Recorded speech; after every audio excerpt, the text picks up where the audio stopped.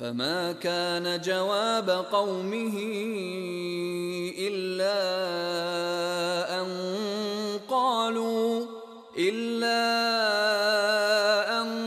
قالوا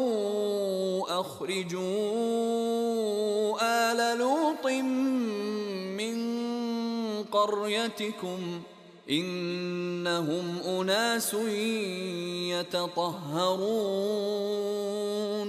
فأنجيناه وأهله إلا امرأته قدرناها من الغابرين وأمطرنا عليهم مطرا فساء مطر المنذرين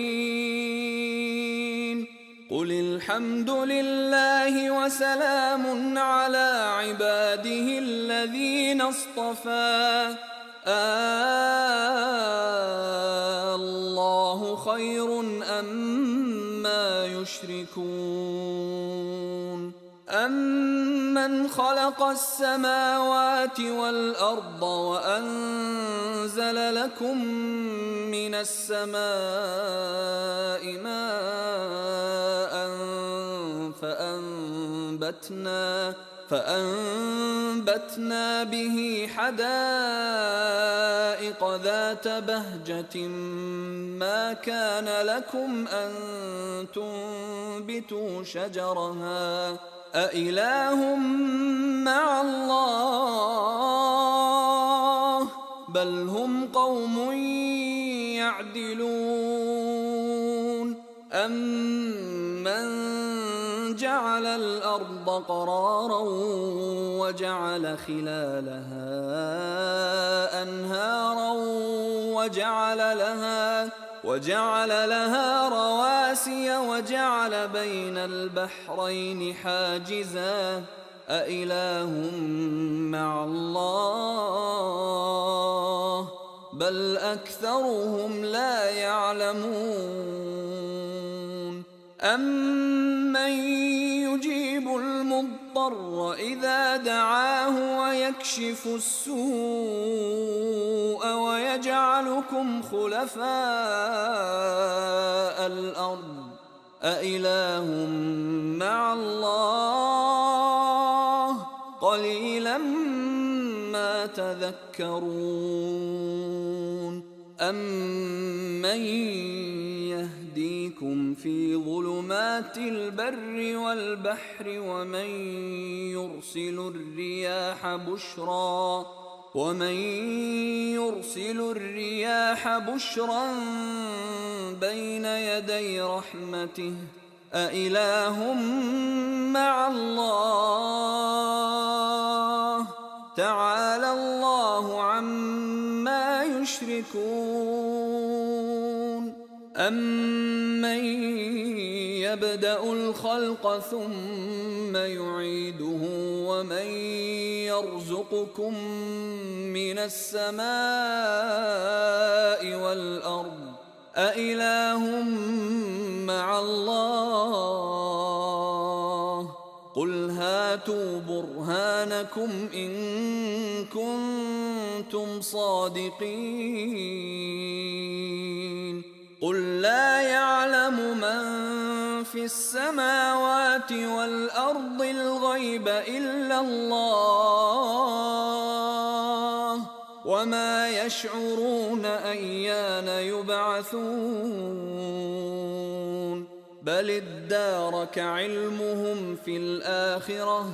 بل هم في شك منها بل هم منها عمون وقال الذين كفروا أإذا كنا ترابا وآباؤنا أإنا لمخرجون لقد وعدنا هذا نحن وآباؤنا من قبل إن هذا إلا أساطير الأولين قل قل سيروا في الأرض فانظروا كيف كان عاقبة المجرمين ولا تحزن عليهم ولا تكن في ضيق مما يمكرون ويقولون متى هذا الوعد إن كنتم صادقين قل عسى أن يكون ردف لكم بعض الذي تستعجلون وإن ربك لذو فضل على الناس ولكن أكثرهم لا يشكرون وإن ربك ليعلم ما تكن صدورهم وما يعلنون وما من غائبة في السماء والأرض إلا في كتاب مبين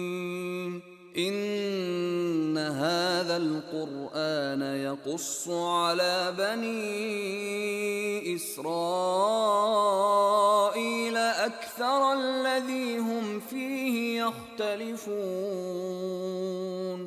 وإنه لهدى ورحمة للمؤمنين إن ربك يقضي بينهم بحكمه وهو العزيز العليم فتوكل على الله إنك على الحق المبين إنك لا تسمع الموتى ولا تسمع الصم الدعاء إذا ولوا مدبرين وما أنت بهاد العمي عن ضلالتهم إن تسمع إلا من يؤمن بآياتنا فهم مسلمون وإذا وقع القول عليهم أخرجنا لهم دابة من الأرض تكلمهم أن الناس كانوا بآياتنا لا يوقنون ويوم نحشر من كل أمة فوجا ممن يكذب بآياتنا فهم يوزعون حتى إذا جاءوا قال أكذبتم بآياتي ولم تحيطوا بها علما أم ماذا كنتم تعملون ووقع القول عليهم بما ظلموا فهم لا ينطقون ألم يروا أنا جعلنا الليل ليسكنوا فيه والنهار مبصرا إن في ذلك لآيات لقوم يؤمنون ويوم ينفخ في الصور ففزع من في السماوات ومن في الأرض إلا من شاء الله وكل أتوه داخرين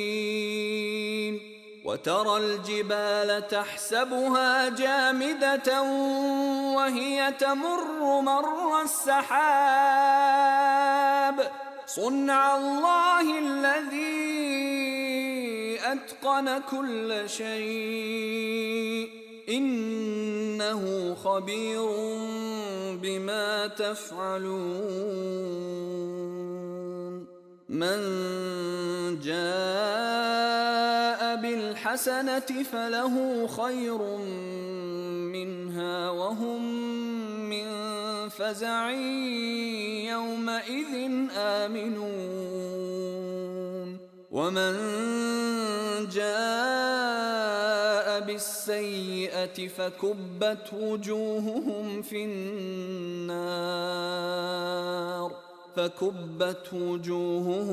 النار هل تجزون إلا ما كنتم تعملون إنما أمرت أن أعبد رب هذه البلدة الذي حرمها وله كل شيء وأمرت أن أكون من المسلمين وأن أتلو القرآن فمن اهتدى فإنما يهتدي لنفسه ومن ضل فقل إنما أنا من المنذرين وقل الحمد لله سيريكم آياته فتعرفونها وما ربك بغافل عما تعملون بسم الله الرحمن الرحيم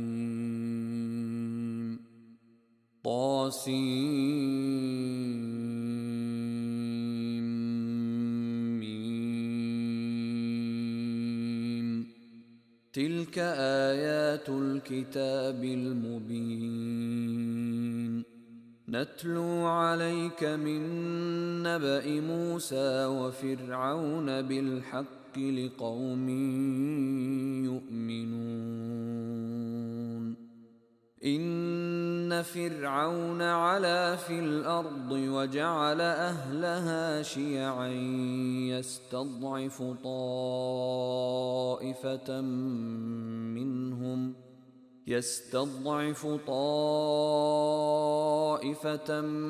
منهم يذبح أبناءهم ويستحيي نساءهم إنه كان من المفسدين ونريد أن نمن على الذين استضعفوا في الأرض ونجعلهم أئمة ونجعلهم الوارثين ونمكن لهم في الأرض ونري فرعون وهامان وجنودهما منهم ما كانوا يحذرون وأوحينا إلى أم موسى أن أرضعيه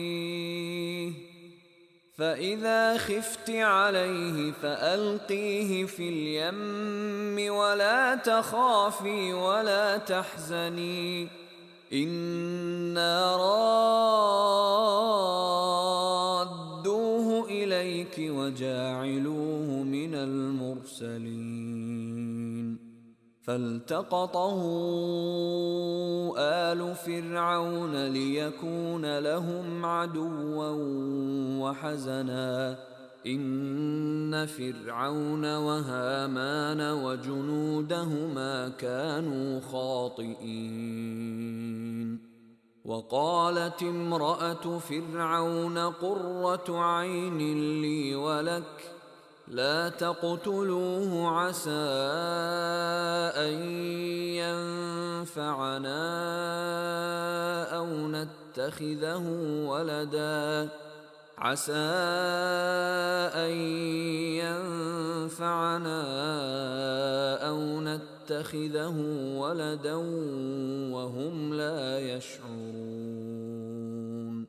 وأصبح فؤاد أم موسى فارغا إن كادت لتبدي به لولا أن ربطنا على قلبها لتكون من المؤمنين. وقالت لأخته قصيه فبصرت به عن جنب وهم لا يشعرون. وحرمنا عليه المراضع من قبل فقالت هل أدلكم على أهل بيت يكفلونه لكم وهم له ناصحون. فرددناه إلى أمه كي تقر عينها ولا تحزن ولتعلم أن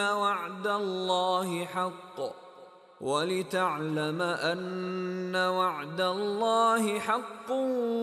ولكن أكثرهم لا يعلمون. ولما بلغ أشده واستوى آتيناه حكما وعلما وكذلك نجزي المحسنين. ودخل المدينة على حين غفلة من أهلها فوجد فيها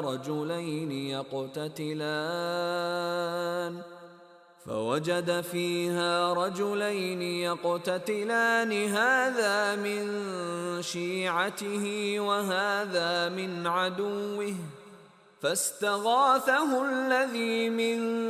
شيعته على الذي من عدوه فوكزه موسى فقضى عليه. قال هذا من عمل الشيطان إنه عدو مضل مبين. قال رب إني ظلمت نفسي فاغفر لي فغفر له إنه هو الغفور الرحيم. قال رب بما أنعمت علي فلن أكون ظهيرا للمجرمين. فأصبح في المدينة خائفا يترقب فإذا الذي استنصره بالأمس يستصرخه. قال له موسى إنك لغوي مبين. فلما أن أراد أن يبطش بالذي هو عدو لهما قال يا موسى أتريد أن تقتلني كما قتلت نفسا بالأمس إن تريد إلا أن تكون جبارا في الأرض وما تريد أن تكون من المصلحين. وجاء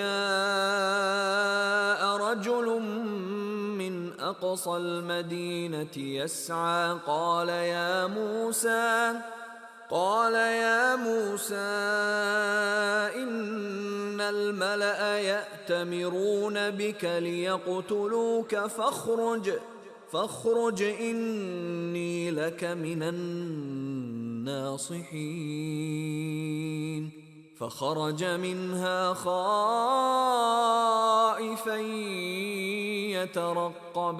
قال رب نجني من القوم الظالمين. ولما توجه تلقاء مدين قال عسى ربي أن يهديني سواء السبيل. ولما ورد ماء مدين وجد عليه أمة من الناس يسقون ووجد من دونهم امرأتين تذودان قال ما خطبكما قالتا لا نسقي حتى يصدر الرعاء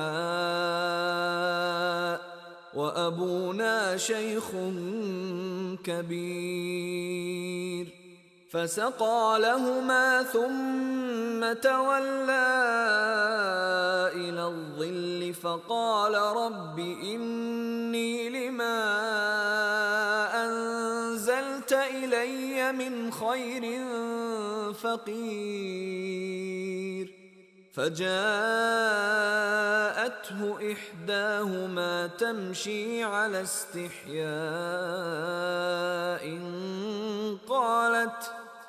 قالت إن أبي يدعوك ليجزيك أجر ما سقيت لنا فلما جاءه وقص عليه القصص قال لا تخف نجوت من القوم الظالمين قالت إحداهما يا أبت استأجره إن خير من استأجرت القوي الأمين قال إني أريد أن أنكحك إحدى ابنتي هاتين على أن تأجرني 8 حجج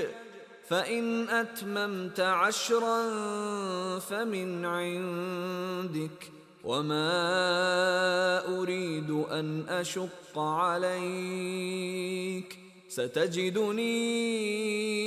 إن شاء الله من الصالحين قال ذلك بيني وبينك أيما الأجلين قضيت فلا عدوان علي والله على ما نقول وكيل فلما قضى موسى الأجل وسار بأهله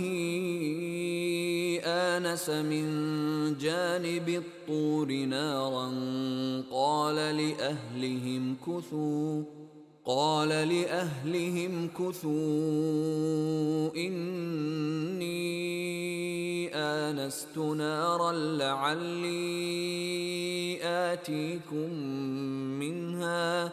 لعلي آتيكم منها بخبر أو جذوة من النار لعلكم تصطلون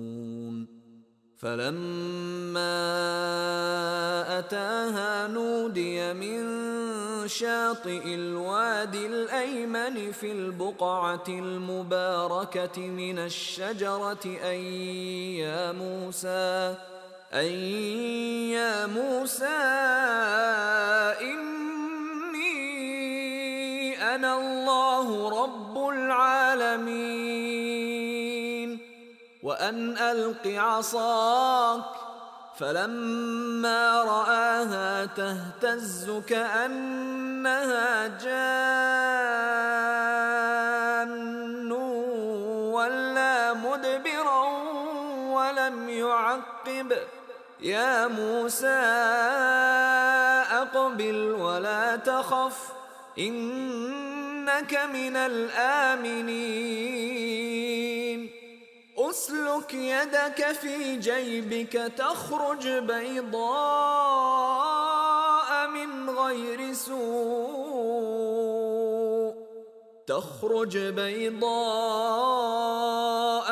غير سوء واضمم إليك جناحك من الرهب فذلك برهانان من ربك إلى فرعون وملئه إنهم كانوا قوما فاسقين قال رب إني قتلت منهم نفسا فأخاف أن يقتلون وأخي هارون هو أفصح مني لسانا فأرسله معي يرد أن يصدقني إني أخاف أن يكذبون قال سنشد عضدك بأخيك ونجعل لكما سلطانا فلا يصلون إليكما بآياتنا أنتما ومن اتبعكما الغالبون فلما جاءهم موسى بآياتنا بينات قالوا ما هذا إلا سحر مفترى وما سمعنا بهذا في آبائنا الأولين وقال موسى ربي أعلم بمن جاء بالهدى من عنده ومن تكون له عاقبة الدار إنه لا يفلح الظالمون وقال فرعون يا أيها الملأ ما علمت لكم من إله غيري فأوقد لي يا هامان على الطين فاجعل لي صرحا لعلي أطلع إلى إله موسى وإني لأظنه من الكاذبين واستكبر هو وجنوده في الأرض بغير الحق وظنوا أنهم إلينا لا يرجعون فأخذناه وجنوده فنبذناهم في اليم فانظر كيف كان عاقبة الظالمين وجعلناهم أئمة يدعون إلى النار ويوم القيامة لا ينصرون وأتبعناهم في هذه الدنيا لعنة ويوم القيامة هم من المقبوحين ولقد آتينا موسى الكتاب من بعد ما أهلكنا القرون الأولى بصائر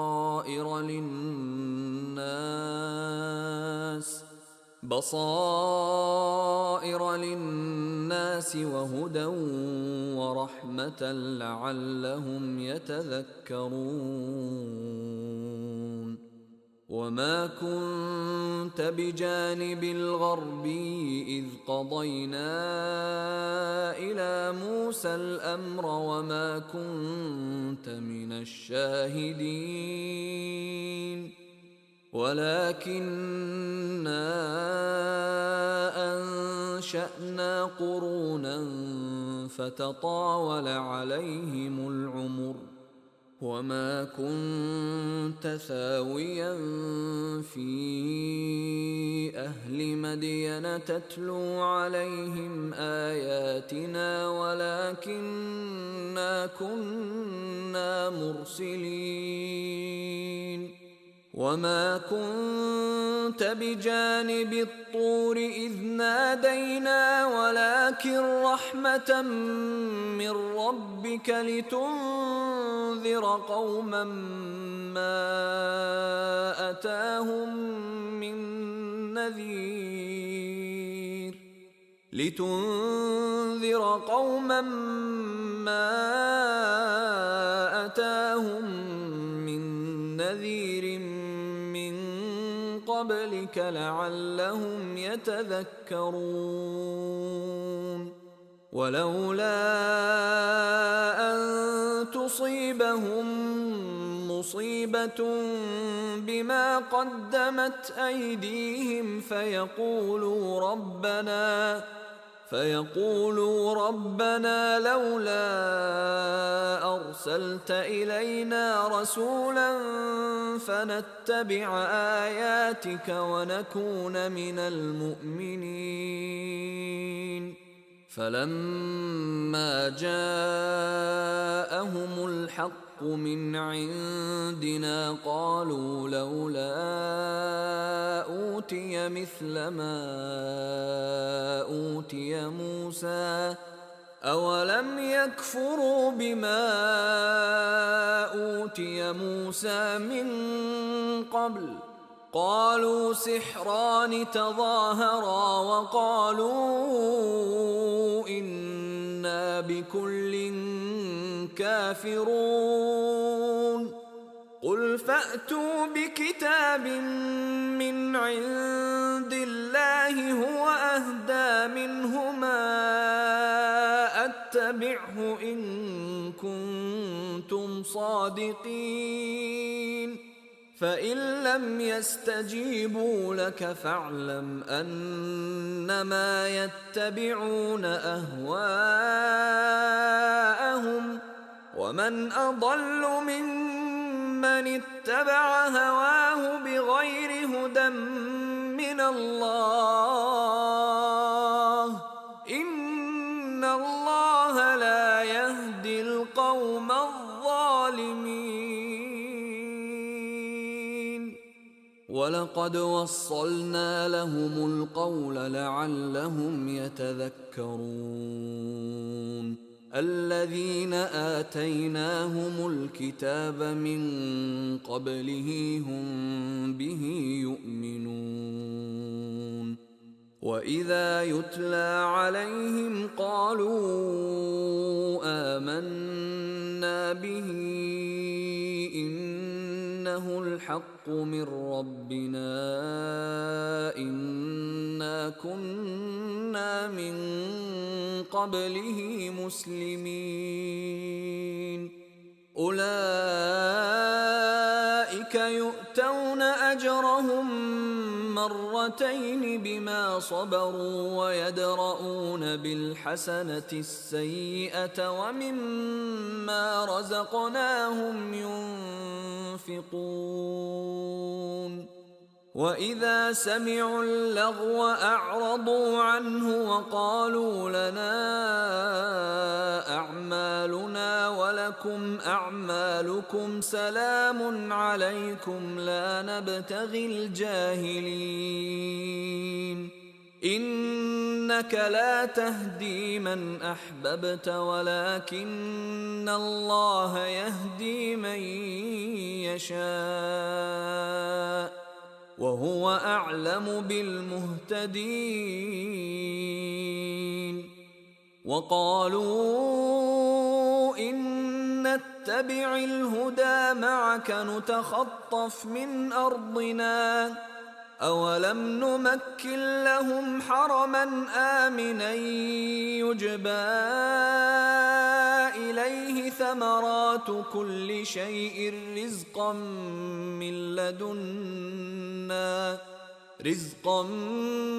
من لدنا ولكن أكثرهم لا يعلمون وكم أهلكنا من قرية بطرت معيشتها فتلك مساكنهم لم تسكن من بعدهم إلا قليلا وكنا نحن الوارثين وما كان ربك مهلك القرى حتى يبعث في أمها رسولا يتلو عليهم آياتنا وما كنا مهلكي القرى إلا وأهلها ظالمون وما أوتيتم من شيء فمتاع الحياة الدنيا وزينتها وما عند الله خير وأبقى أفلا تعقلون أفمن وعدناه وعدا حسنا فهو لاقيه كمن متعناه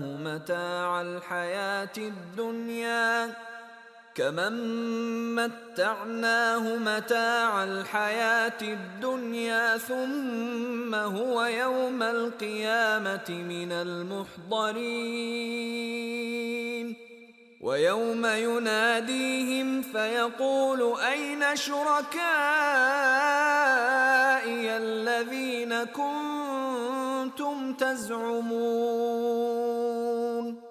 قال الذين حق عليهم القول ربنا هؤلاء الذين أغويناهم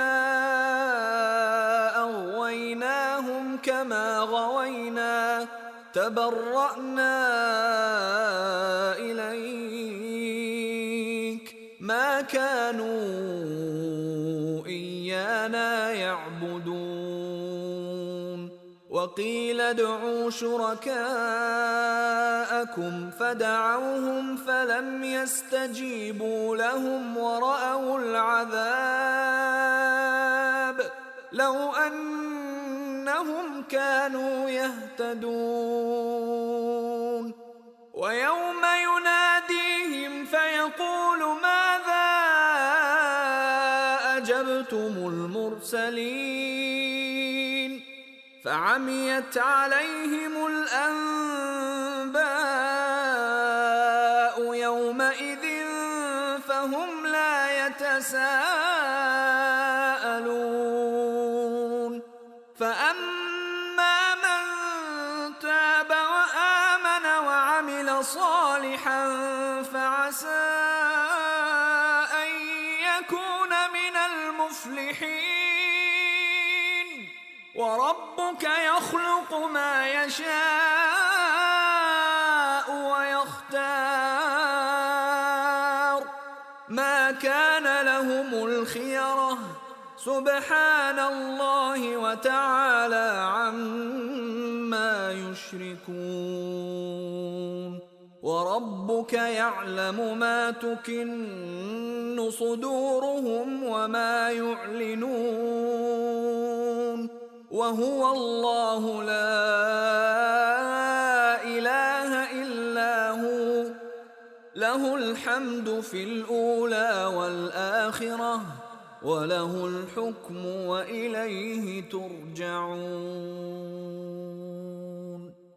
قل أرأيتم إن جعل الله عليكم الليل سرمدا إلى يوم القيامة من إله غير الله يأتيكم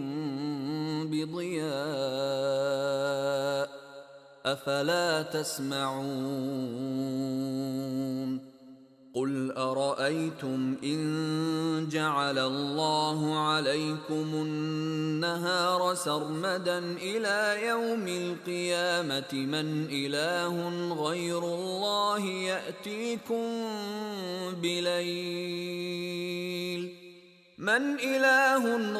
الله يأتيكم بليل تسكنون فيه أفلا تبصرون ومن رحمته جعل لكم الليل والنهار لتسكنوا فيه ولتبتغوا من فضله ولعلكم تشكرون ويوم يناديهم فيقول أين شركائي الذين كنتم تزعمون ونزعنا من كل أمة شهيدا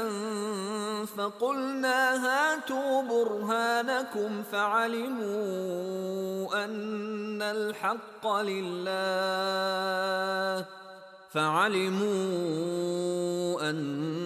الحق لله وضل عنهم ما كانوا يفترون. إن قارون كان من قوم موسى فبغى عليهم وآتيناه من الكنوز ما إن مفاتحه لتنوء بالعصبة أولي القوة إذ قال له قومه لا تفرح إن الله لا يحب الفرحين وابتغ فيما آتاك الله الدار الآخرة ولا تنس نصيبك من الدنيا وأحسن كما أحسن الله إليك ولا تبغ الفساد في الأرض إن الله لا يحب المفسدين. قال إنما أوتيته على علم عندي أولم يعلم أن الله قد أهلك من قبله من القرون من هو أشد منه قوة وأكثر جمعا ولا يسأل عن ذنوبهم المجرمون. فخرج على قومه في زينته قال الذين يريدون الحياة الدنيا يا ليت لنا مثل ما أوتي قارون إنه لذو حظ عظيم. وقال الذين أوتوا العلم ويلكم ثواب الله خير لمن آمن وعمل صالحا ولا يلقاها إلا الصابرون. فخسفنا به وبداره الأرض فما كان له من فئة ينصرونه من دون الله وما كان من المنتصرين.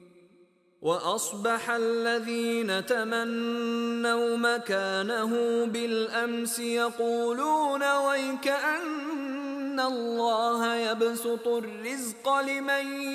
يشاء من عباده ويقدر لولا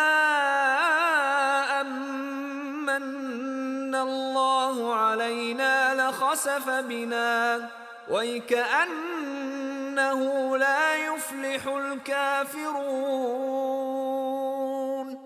تلك الدار الآخرة نجعلها للذين لا يريدون علوا في الأرض ولا فسادا والعاقبة للمتقين. من جاء بالحسنة فله خير منها ومن جاء بالسيئة فلا يجزى الذين عملوا السيئات إلا ما كانوا يعملون. إن الذي فرض عليك القرآن لرادك إلى معاد قل ربي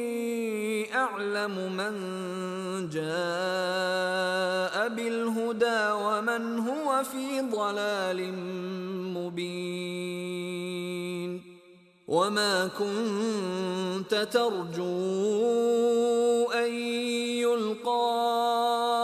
إليك الكتاب إلا رحمة من ربك فلا تكونن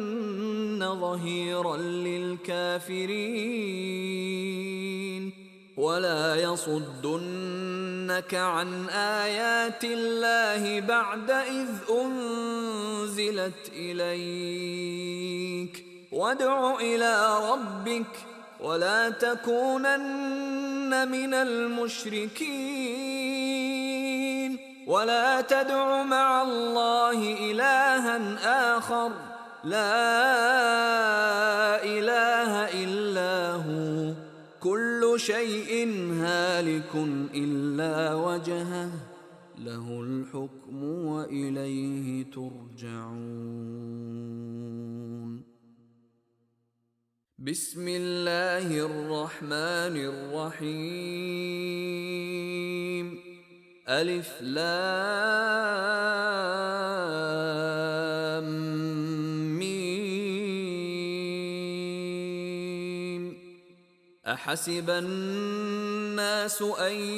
يتركوا أن يقولوا آمنا وهم لا يفتنون ولقد فتنا الذين من قبلهم فليعلمن الله الذين صدقوا وليعلمن الكاذبين. أم حسب الذين يعملون السيئات أن يسبقونا ساء ما يحكمون. من كان يرجو لقاء الله فإن أجل الله لآت وهو السميع العليم. ومن جاهد فإنما يجاهد لنفسه إن الله لغني عن العالمين.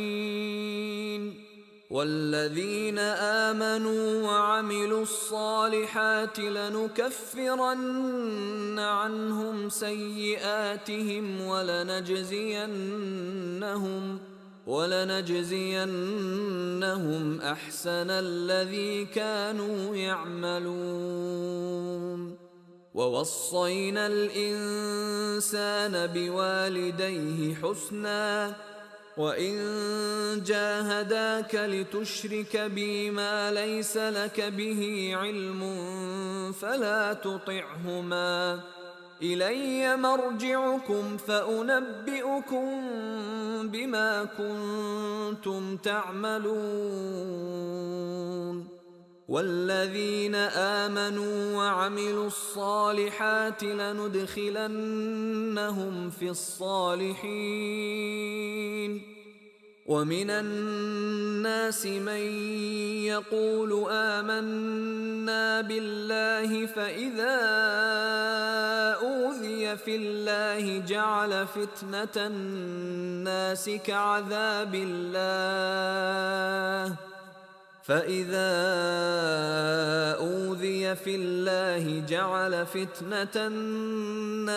كعذاب الله ولئن جاء نصر من ربك ليقولن إنا كنا معكم أوليس الله بأعلم بما في صدور العالمين. وليعلمن الله الذين آمنوا وليعلمن المنافقين.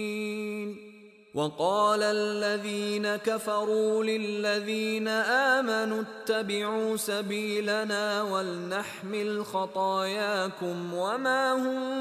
بحاملين من خطاياهم من شيء إنهم لكاذبون. وليحملن أثقالهم وأثقالا مع أثقالهم وليسألن يوم القيامة عما كانوا يفترون. ولقد أرسلنا نوحا إلى قومه فلبث فيهم 1000 سنة إلا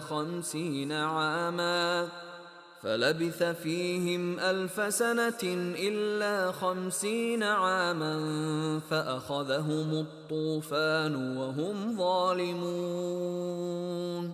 فأنجيناه وأصحاب السفينة وجعلناها آية للعالمين. وإبراهيم إذ قال لقومه اعبدوا الله واتقوه ذلكم خير لكم إن كنتم تعلمون. إنما تعبدون من دون الله أوثانا وتخلقون إفكا إن الذين تعبدون من دون الله لا يملكون لكم رزقا فابتغوا عند الله الرزق واعبدوه واشكروا له إليه ترجعون. وإن تكذبوا فقد كذب من قبلكم وما على الرسول إلا البلاغ المبين. أولم يروا كيف يبدئ الله الخلق ثم يعيده إن ذلك على الله يسير. قل سيروا في الأرض فانظروا كيف بدأ الخلق ثم الله ينشئ النشأة الآخرة إن الله على كل شيء قدير. يعذب من يشاء ويرحم من يشاء وإليه تقلبون. وما أنتم بمعجزين في الأرض ولا في السماء وما لكم من دون الله من ولي ولا نصير. والذين كفروا بآيات الله ولقائه أولئك يئسوا من رحمتي وأولئك لهم عذاب أليم. فما كان جواب قومه إلا أن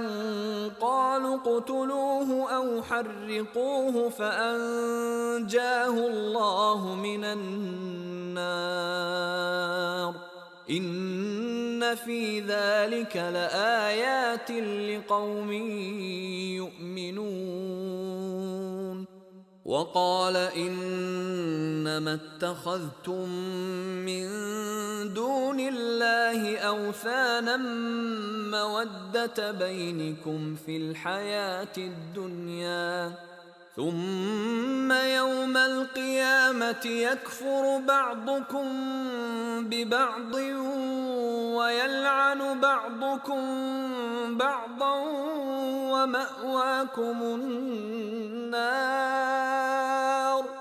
ومأواكم النار وما لكم من ناصرين. فآمن له لوط وقال إني مهاجر إلى ربي إنه هو العزيز الحكيم. ووهبنا له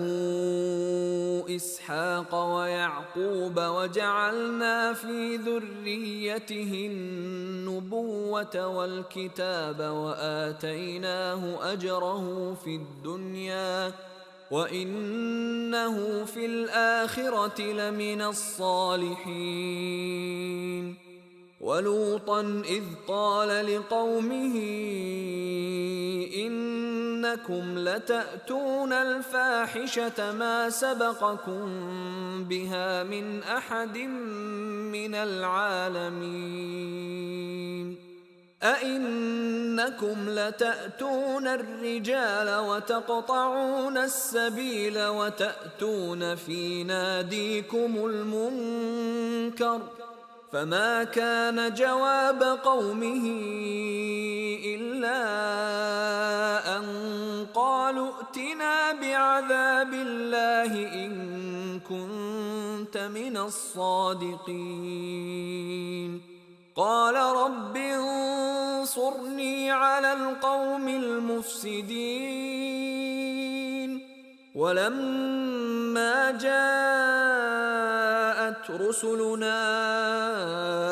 إبراهيم بالبشرى قالوا إنا مهلكو أهل هذه القرية إن أهلها كانوا ظالمين. قال إن فيها لوطا قالوا نحن أعلم بمن فيها لننجينه وأهله إلا امرأته كانت من الغابرين. ولما أن جاءت رسلنا لوطا سيء بهم وضاق بهم ذرعا وقالوا لا تخف ولا تحزن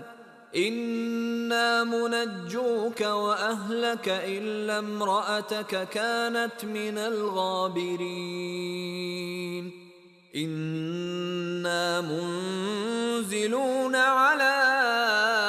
أهل هذه القرية رجزا من السماء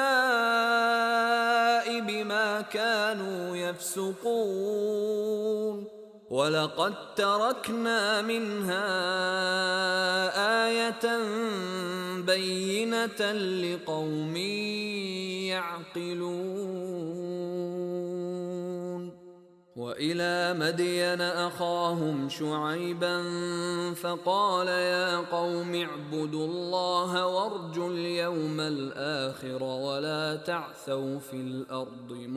مفسدين. فكذبوه فأخذتهم الرجفة فأصبحوا في دارهم جاثمين. وعادا وثمود وقد تبين لكم من مساكنهم وزين لهم الشيطان أعمالهم فصدهم عن السبيل وكانوا مستبصرين. وقارون وفرعون وهامان ولقد جاءهم موسى بالبينات فاستكبروا في الأرض وما كانوا سابقين. فكلا أخذنا بذنبه فمنهم من أرسلنا عليه حاصبا ومنهم من أخذته الصيحة ومنهم من خسفنا به الأرض ومنهم من أغرقنا وما كان الله ليظلمهم ولكن كانوا أنفسهم يظلمون. مثل الذين اتخذوا من دون الله أولياء كمثل العنكبوت اتخذت بيتا وإن أوهن البيوت لبيت العنكبوت لو كانوا يعلمون.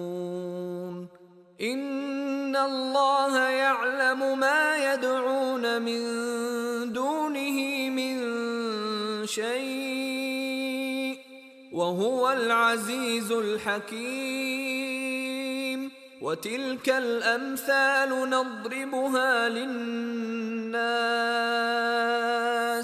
وما يعقلها إلا العالمون.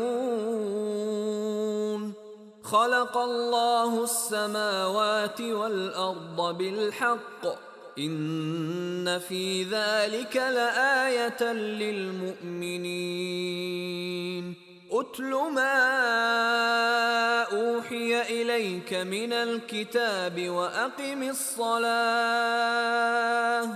إن الصلاة تنهى عن الفحشاء والمنكر ولذكر الله أكبر والله يعلم ما تصنعون.